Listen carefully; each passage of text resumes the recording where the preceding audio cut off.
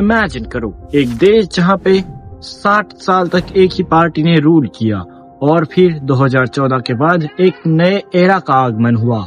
एक तरफ वेलफेयर और स्टेबिलिटी और दूसरी तरफ मॉडर्नाइजेशन और स्पीड। लेकिन सवाल ये बनता है, क्या दोनों एराज में आम आदमी को फायदा हुआ? स्वागत है दोस्तों, यहाँ पे बात होगी फैक्ट्स की, ना कि फीलिंग्स की। तो चलिए पहले हिस्ट्री में चलते हैं।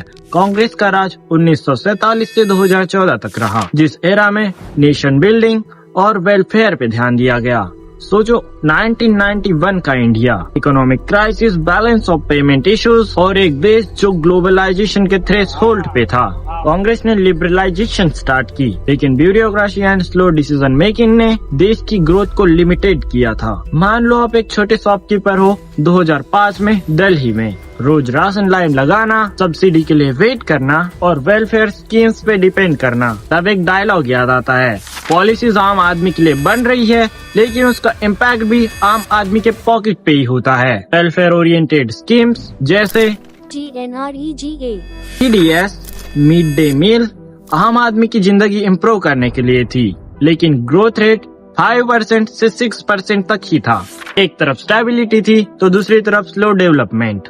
अब फास्ट फॉरवर्ड 2014 में चलते हैं। बीजेपी की लीडरशिप में एक नया मंत्र, development, governance and transparency. Bengaluru के एक यंग प्रोफेशनल के लिए 2017, startups, digital India, make in India, हर जगह एक ही वाइब, स्पीड और मॉडर्नाइजेशन। लेकिन डिमोनेटाइजेशन और GST शॉक थेरेपी जैसे चैलेंजेस भी आए। चलो इन दोनों एरा के कुछ डीप एनालाइज डाटा को देखते हैं।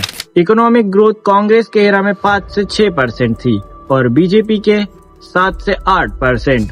अनएम्प्लॉयमेंट कांग्रेस के टाइम पे 7 से 8% था और बीजेपी के ऑफिशियल 6 से 7%। यूथ एम्प्लॉयमेंट स्टिल हाई है।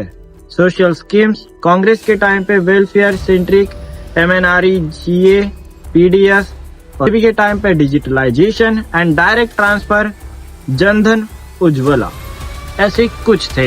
इंफ्रास्ट्रक्चर कांग्रेस के टाइम पर स्लो था, लेकिन बीजेपी के टाइम पर fast track projects, highway, metro, industrial corridor.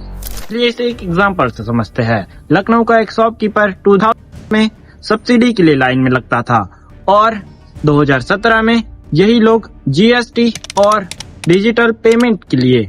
दोनों एरियाज का प्रोज एंड कॉन्स है, एक तरफ सिक्योरिटी और दूसरी तरफ स्पीड। और एक डायलॉग जो हर सिटीजन्स के लिए रिलेवेंट है, चीज हमारे लिए बन रही है, लेकिन असली इम्पैक्ट हमारी डेली लाइफ पे होता है। दोस्तों फैक्ट्स को समझना और हिस्ट्री के कॉन्टेक्स्ट को एनालाइज करना, यही असली अंडरस्टैंडिंग है। आपको ये वीडियो कैसी लगी बताना और अगर आप नए हैं तो चैनल को सब्सक्राइब करना। धन्यवाद।